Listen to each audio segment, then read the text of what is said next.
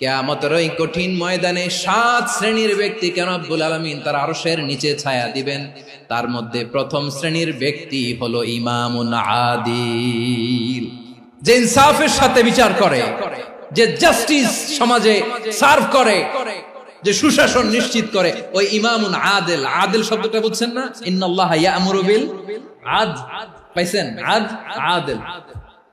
7 শ্রেণীর ব্যক্তিকে আল্লাহ তাআলা সুশীতল আরশের নিচে ছায়া দিবেন, যেদিন তার দেয়া ছায়া ছাড়া কোনো ছায়া থাকবে না। এর প্রথম হচ্ছে ইমামুন আদিল, ন্যায়পরায়ণ শাসক। চিল্লায় বলেন সুবহানাল্লাহ। আবার বিশ্বনবী বললেন, ইন্নাল মুকসিতিনা ইনদাল্লাহি আলা মানাবিরা মিন নূর আন ইয়ামিনির রহমান। কিয়ামতের দিন যারা ন্যায় পরায়ণ হিসেবে আল্লাহর সামনে দাঁড়াবে, কিয়ামতের দিন রব্বুল আলামিন তার আরশের ডান দিকে ওই ন্যায় পরায়ণ লোকদের জন্য আরশের ডান দিকে একটা নূরের মিম্বারে তাদেরকে বসার সুযোগ করে দিবে। আল্লাহর আরশের ডান দিকে ন্যায় পরায়ণ লোকদের জন্য আল্লাহ তাআলা নূরের মিম্বার বানাবে। 4টে কেন কথা মনে করেছেন? আল আদাল, জাস্টিস। ইন্নাল্লাহা ইয়া'মুরু বিল আদল। আল্লাহ তাআলা এই আদালতের নির্দেশনা দেন, সুবিচার, সুশাসন। প্রিয় ভাইয়েরা, এটা আমরা বাংলাদেশে চাই কি চাই না? এই যে অরাজকতা, এই যে অন্যায়, এই যে জুলুম, এই যে ইনকনসিস্টেন্সি, সমাজের অসঙ্গতির প্রধান কারণ জাস্টিস নাই, সুবিচার নাই, সুশাসন নাই। শেষবারের মতো আওয়াজ করে বলেন তো, আমরা বাংলাদেশে আদল চাই কি চাই না? তাহলে প্রথম নির্দেশনা শেষ। আল্লাহ তাআলা তোমাদেরকে আদলের আদেশ দেন। এরপরে আল্লাহ বললেন, আমি তোমাদেরকে ইহসানের আদেশ দেই। ইন্নাল্লাহা ইয়া'মুরু বিল আদলি ওয়াল ইহসান। আমি তোমাদেরকে যেমনি আদলের নির্দেশনা দেই, তেমনি ভাবে তোমাদেরকে ইহসানের নির্দেশনা দেই। ইহসান, আওয়াজ করে সবাই বলেন তো ইহসান। ইহসান মানে কারো প্রতি সফট হার্টেড হওয়া, মহানুভব হওয়া, অনুগ্রহ পরায়ণ হওয়া, অনুগ্রহশীল হওয়া, একে অপরের প্রতি দয়াদ্র হওয়া। একে অপরের প্রতি দয়াদ্র, অনুগ্রহশীল হওয়া ছাড়া মানবিক সমাজ কঠিন কালেও গঠন করা সম্ভব না। প্রিয় ভাইয়েরা, সুন্দর আচরণ দিয়ে, ইহসান দিয়ে যা জয় করা যায়, নরম আচরণ দিয়ে যেটা অর্জন করা যায়, কঠোরতা দিয়ে সেটা পারা যায় না। বিষ্ণু ঈসা ইসলাম ইহসান দিয়ে, কোমল আচরণ দিয়ে, তার অনুগ্রহ দিয়ে তিনি অনেক কাফিরের হৃদয়কে জয় করে ফেলেছেন। সাইয়েদনা সুমামা ইবনে উসাল রাদিয়াল্লাহু তাআলা আনহুর কথা মনে পড়ে যায়। তিনি ছিলেন ইয়ামামার বাদশা। মদিনাতে বিশ্বনবীকে হত্যা করার নিয়তে এসেছিলেন। গোপনে গোপনে বিশ্বনবীকে হত্যা করে আবার ইয়ামামাতে তিনি ফিরে যাবেন। কিন্তু কি অবাক করা কাণ্ড, হত্যা করতে পারে নাই, সাহাবাদের হাতে তিনি ধরা পড়ে গেলেন। সাইয়েদনা সুমামা ইবনে উসাল রাদিয়াল্লাহু তাআলা আনহু হত্যার নিয়তে আসলেন, কিন্তু হত্যা করতে পারলেন না। সাহাবারা ওনাকে ধরে ফেললেন, ধরে মসজিদে নববীর পিলারের মধ্যে বেঁধে রাখলেন। সুমামা ইবনে উসাল, সিরাত থেকে শুনে, সিরাত থেকে শোনাচ্ছি, রাদিয়াল্লাহু তাআলা আনহু ইয়ামামার অধিপতি ছিলেন। বিশ্বনবীকে হত্যার জন্য আসছেন, ধরা পড়ে গেছেন, এখন মসজিদে নববীতে বেঁধে রাখছেন। তার মানে বন্দী। এখন স্ট্যাটাস কি? বন্দী, ক্যাপটিভ। তো বিষ্ণু ঈসা ইসলাম সাহাবাদেরকে বললেন, তার খোঁজ খবর নিও, সুমামা ইবনে উসালের খোঁজ খবর নিও। সাহাবার বলেন, ইয়া রাসূলুল্লাহ, আপনাকে হত্যা করতে এসেছে, তার তো কঠিন ক্যাপিটাল পানিশমেন্ট হওয়া দরকার, কঠিন শাস্তি হওয়া দরকার। বিশ্বনবী বললেন, না, আমি যেটা জানি তোমরা সেটা জানো না, তোমরা সুমামার সাথে ভালো আচরণ করো। বিশ্বনবী সুমামার কাছে গেলেন। প্রথম দিন যে তিনি কালেমার দাওয়াত দিলেন, ইমানের দাওয়াত দিলেন, ইসলামের দাওয়াত দিলেন, রিসালাতের দাওয়াত দিলেন, আখিরাতের দাওয়াত দিলেন। পরের দিন যে বিশ্বনবী সালাতের দাওয়াত দিলেন, যাকাতের দাওয়াত দিলেন, ইসলাম কি, কিভাবে, কেমন করে পালন করতে হয় চমৎকার আর্টিকুলেট করতে শুরু করলেন। তন্ময় হয়ে সুমামা ইবনে উসাল রাদিয়াল্লাহু তাআলা আনহু বিশ্বনবীর কথাগুলো শুনতে আরম্ভ করলো।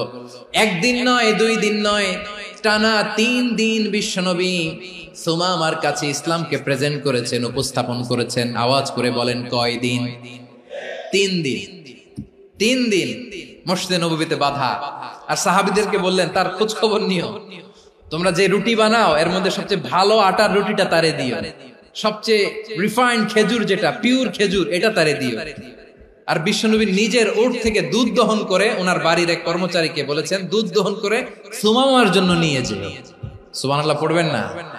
সবাই তো অবাক, ইয়ামামা থেকে আসছে নবীকে হত্যা করতে, বিশ্বনবী দেখে তারে জামাই আদর করে।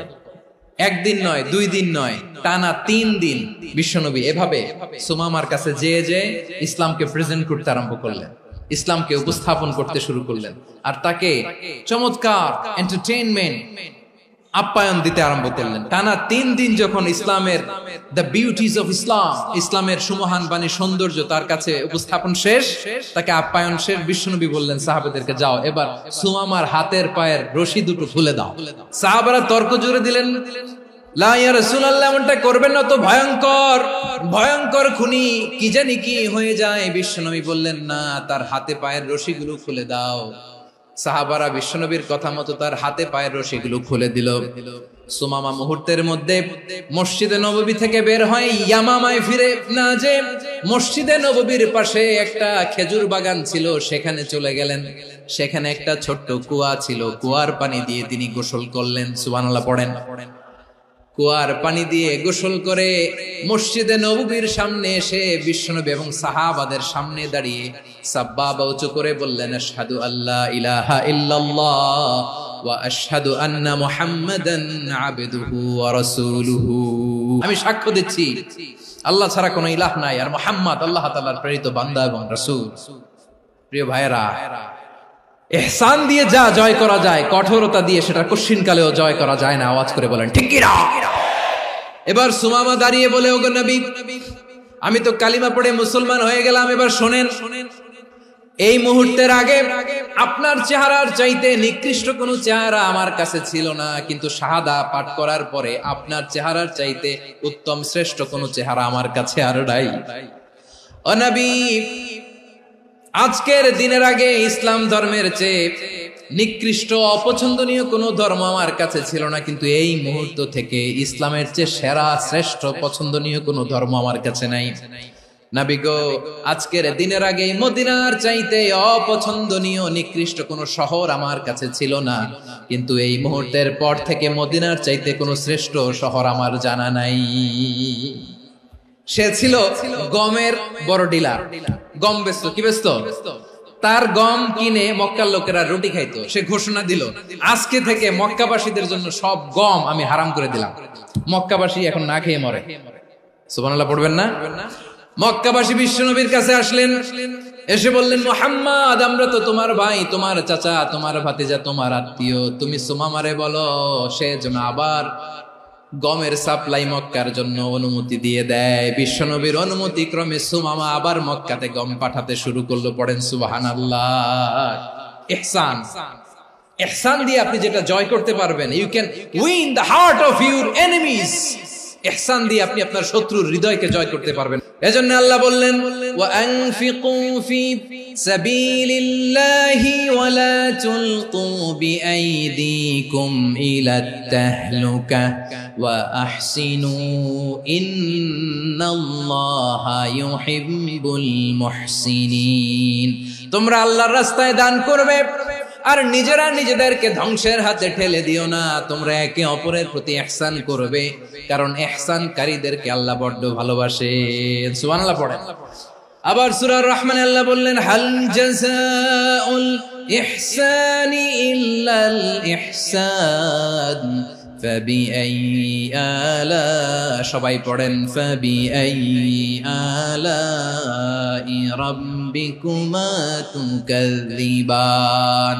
ইহসানের প্রতিদান হিসেবে ইহসানি হয়। বিশ্বনবী সুমামার প্রতি যেমন ইহসান করেছেন, সুমামাও ঠিক তেমন ইহসান ফিরিয়ে দিয়েছে। ঠিক কিনা বলেন? তাহলে 1 নম্বরে হচ্ছে আদ, ন্যায় বিচার। 2 নম্বরে সবাই বলেন ইহসান, সদাচরণ। ইহসান 2 ধরনের প্রিয় ভাইরা, ইহসান ফিল ইবাদা, ইহসান ফিল মুআমালা। ইহসান ফিল ইবাদা হচ্ছে একাগ্র অনুভবে ইবাদতে ডুব দেওয়া, এর নাম ইবাদতের ইহসান। সুবহানাল্লাহ পড়ুন। বিশ্বনবী বলেন, ইহসান মানে কি জানো নাকি? হাদিসে জিবরিলে সাইয়েদনা জিবরিল আলাইহিস সালাম বিশ্বনবীকে বললেন আখবিরনি আনিল ইহসান, নবী আমাদেরকে বলেন ইহসান মানে কি?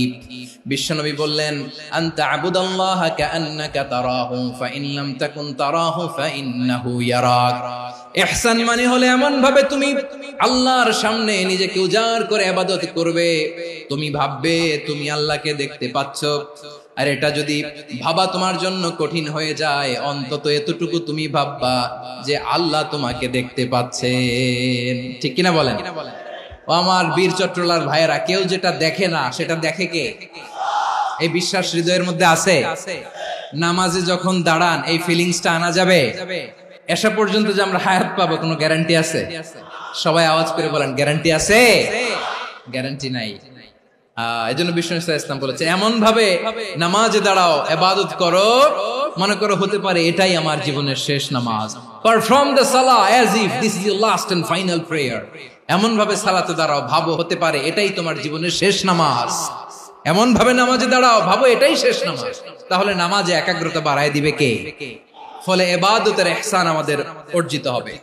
আর মুআমালাতে ইহসান হলো, বিশ্বনবী বলেন ইন্নাল্লাহ তাবারাকা ওয়া তাআলা كتب الإحسان على كل شيء فإذا قتلتم فأحسنوا القتلة وإذا ذبحتم فأحسنوا الذبح وليحد أحدكم شفرته وليرح ذبيحته। ইহসান দুই ধরনের, আওয়াজ করে বলতে হবে কয় ধরনের? একটা হচ্ছে ইহসান ফিল ইবাদা, ইবাদতে ইহসান। ইবাদতে ইহসান কি? একাগ্র অনুভব দিয়ে ইবাদত করা, মন প্রাণ দিয়ে ইবাদত করা। আর মুআমালাতে ইহসান কি? সব কাজে, দৈনন্দিন কাজে, কর্মে, সামাজিক অ্যাক্টিভিটিতে কোমলতা প্রদর্শন করা, অনুগ্রহের সাথে সবকিছু করা। আল্লাহ তাআলা ইন্নাল্লাহ তাবারাকা ওয়া তাআলা কাতাবাল ইহসানা আলা কুল্লি শাই, তিনি সবকিছুর ব্যাপারে ইহসানকে আবশ্যক করেছেন। সবকিছু, মুমিনের সব কাজে ইহসানের পরশ থাকবে। ওয়া ইযা কাতালতুম ফাহসিনুল কিতলা, বিষ্ণুই বলেন তুমি যখন কাউকে হত্যা করো ইহসানের সাথে করো। সুবহানাল্লাহ পড়বেন না? যখন হত্যা করো তখনও ইহসানের সাথে। আচ্ছা হত্যা করবো আবার ইহসান আসবে করতে, করে তো মেরেই ফেলবো আমি। আল্লাহ, ও ভাই একজন খুন করেছে, খুনি, রাষ্ট্রীয় আইনে তার শাস্তি হয়েছে ডেথ পেনাল্টি, মৃত্যুদণ্ড। এখন মৃত্যুদণ্ড দেখে আপনি যেমনি মন চায় তেমনি মারবেন লোকটারে? ওর নাক কেটে ফেলতে পারবেন? ওর কান কাটতে পারবেন? ওর চোখ উপড়ে ফেলতে পারবেন আপনি? যেমন মন চায় তার অঙ্গহানি করা যাবে না। ইহসানের সাথে তাকে হত্যা করো।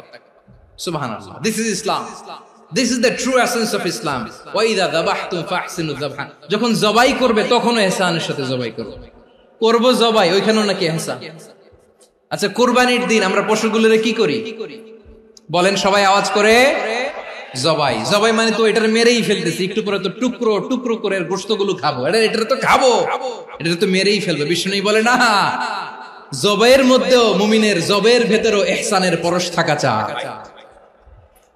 যখন জবাই করবে প্রাণীটাকে হাত পা টাইট করে বেঁধে নাও, ছুরিটাকে শার্পেন করে নাও, ধারালো করে নাও, যাতে অল্প সময়ে জবাইটা হয়ে যায়, প্রাণীটা যাতে কম কষ্ট পায়। সুবহানাল্লাহ পড়ে।